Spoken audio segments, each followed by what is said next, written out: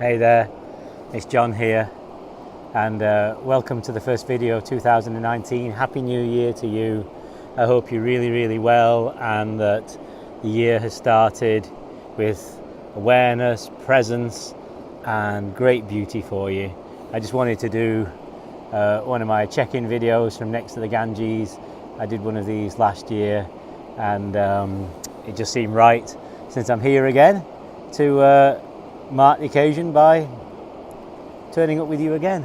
And that sound you can hear in the background is the Ganges going by. I've just found this marigold, and actually just to my left here somebody started making a little space for themselves to live. It's like an open house. They've made walls and a door going in, a place to sleep. They've made a little shrine.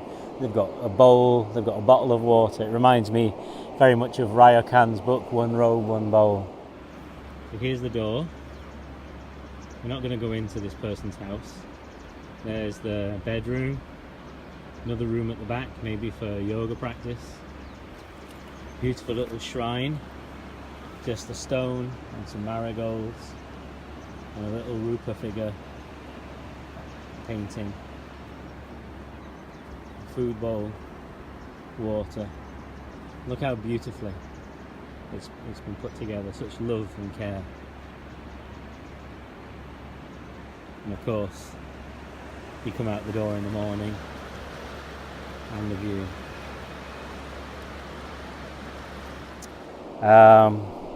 We've been having an amazing time here, actually, and today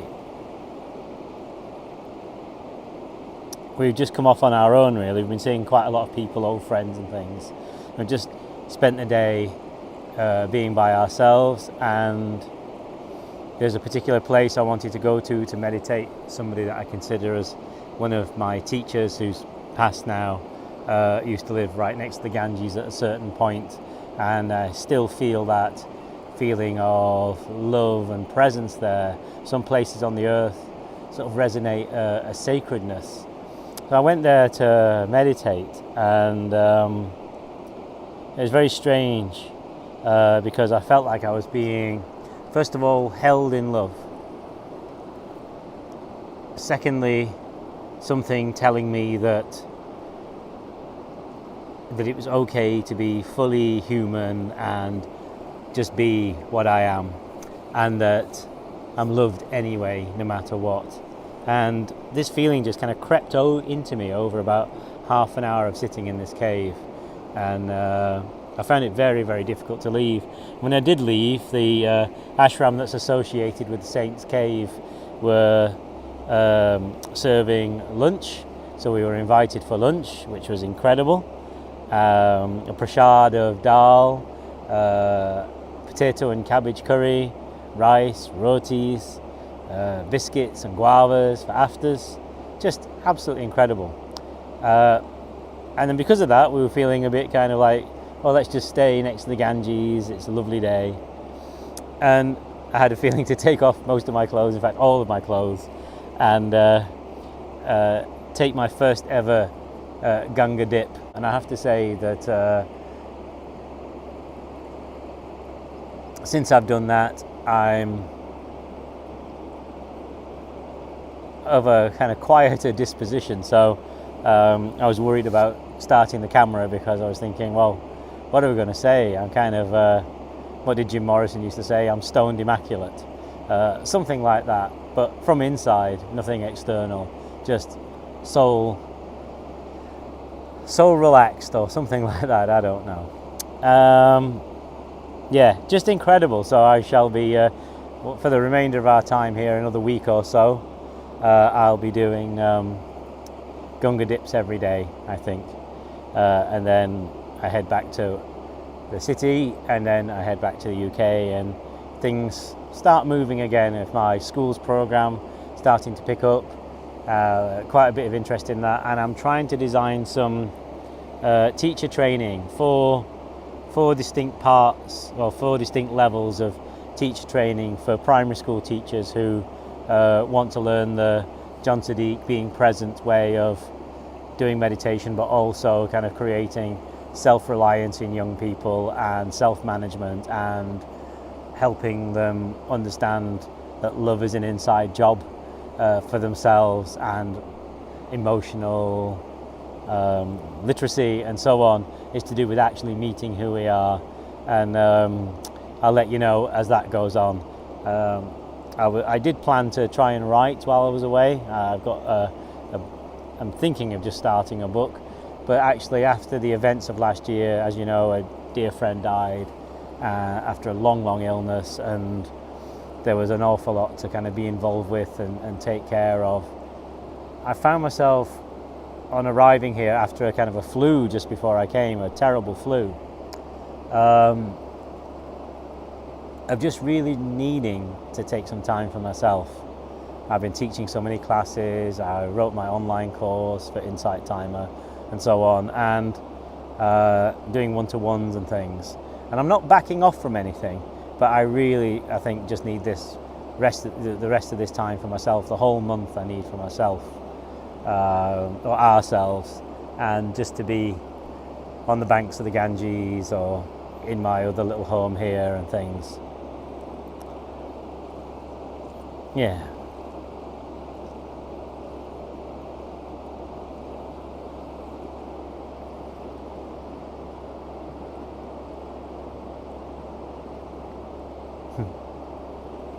I also wanted to tell you about things that are kind of up and coming in 2019 and maybe going into 2020, because 2018 was difficult on a basic level. Yet we managed to have our retreats and launch things and get things out in the world. Seeing that motion, even though it's just myself doing it all, I have no assistants, I have no helpers or anything like that.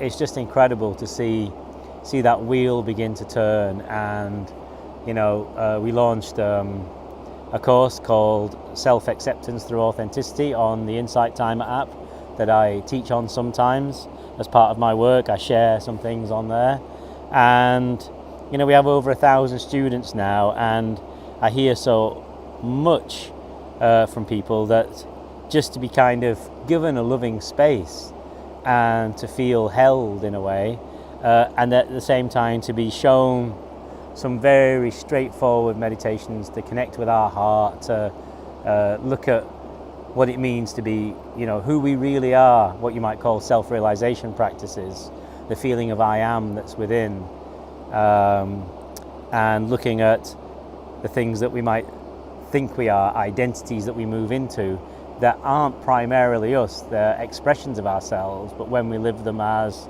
wholly ourselves and egoically identify into them, then we end up kind of separating from our true self, and then we move into stress, anxiety, illness, difficulty in relationships, living through false ideas of ourself, and so on and so on and so on. So,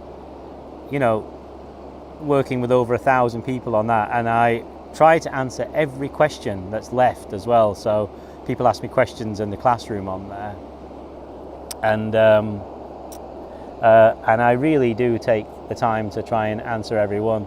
I go on maybe once or twice a week into the classroom and then record audio. So actually the audio replies to people's questions is now a much bigger resource than the just the 10 sessions of the course itself. So the two things together are a huge amount of both work and hopefully a source of inspiration and guidance for people, So what I was thinking is Insight are going to launch a web-based version of that, I think round about springtime, that anybody can access.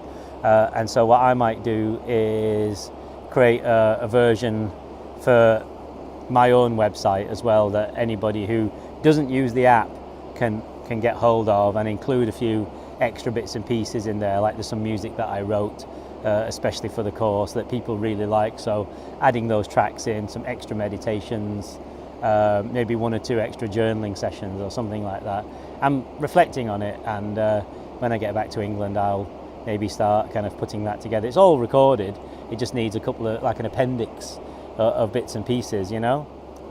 And if you are an Insight Timer user, I've also put a talk on there called The Awakened Heart that I gave at the same time I was writing the course. So, and it actually tells about my own awakening experience and how important it is, I feel, and can see on a daily basis from the way that our world is, because that we need to begin living from our true selves, our sort of sacred spiritual heart, the Hridayam. And by that I don't mean our emotional heart, but the kind of the spacious awareness that is first in us, that is behind our emotions and behind our thoughts. Because this world, this beautiful, incredible world that we live in, it feels like it's kind of moving in a very difficult direction.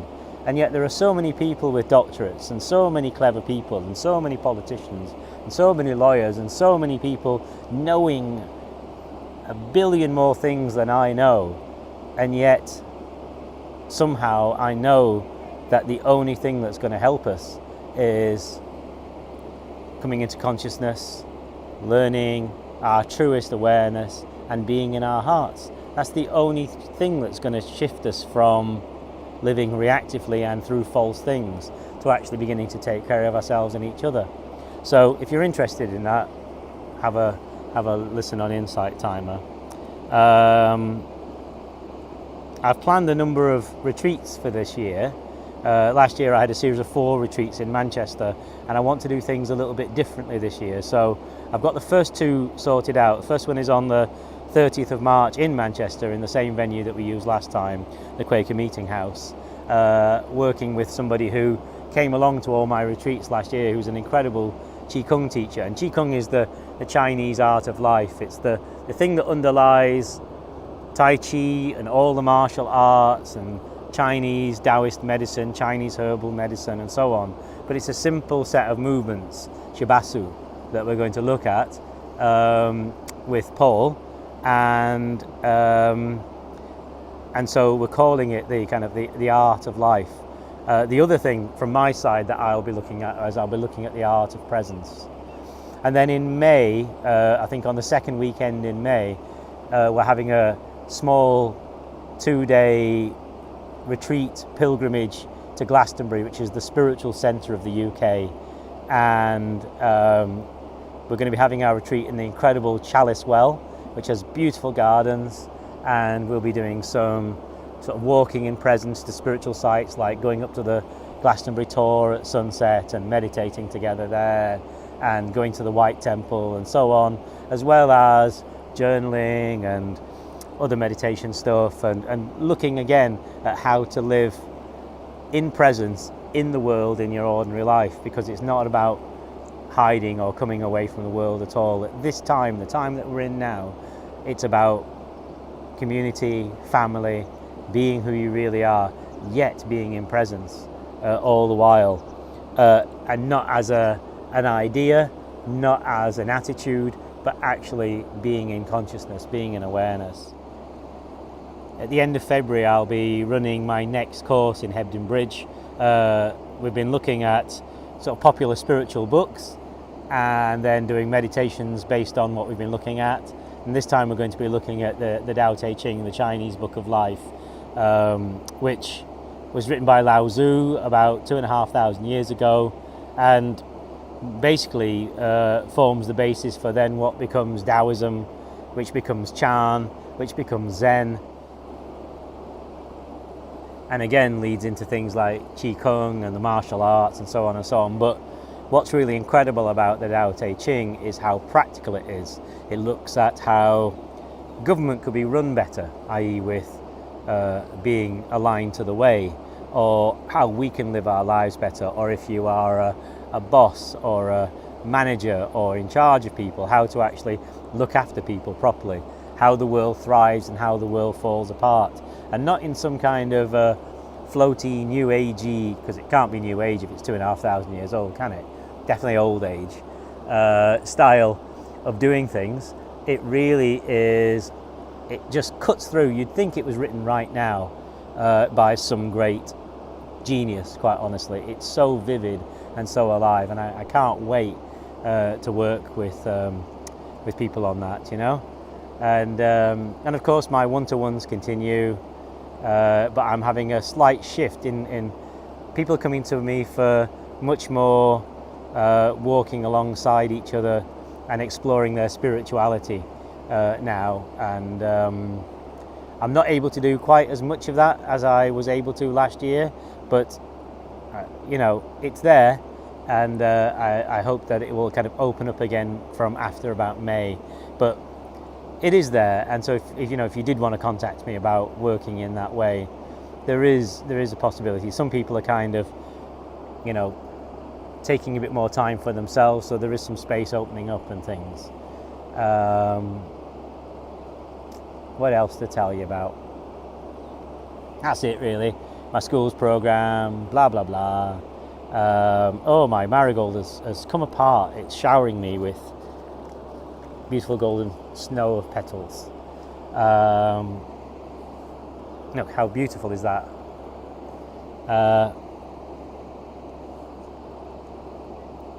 Well, that must be the blessing. So let me love you and leave you. Let me know how you are in the comments below.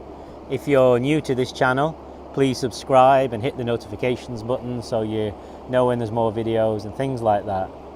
I'm just going to sit here. Basically, the sun is about an hour from setting.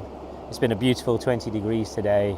I know back in England it's a bit chilly, and I'm not looking forward to coming back to cold weather, but I will be. I'm looking forward to coming back and just kind of for the work to kind of slowly kind of come together again after this period of kind of having to rest it and just kind of take a broader view of things.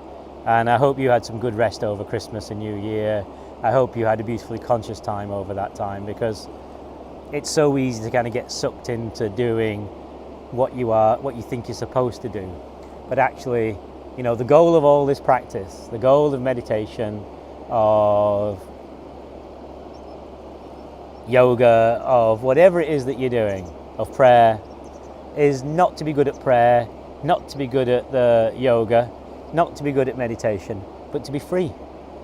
Just to be free in being as yourself. Not the ego self, but the actual self expressing itself uniquely through your incredible body and your incredible life. So let me love you and leave you with that. And bless you, and I hope to speak to you again from India before I head back. Lots of love.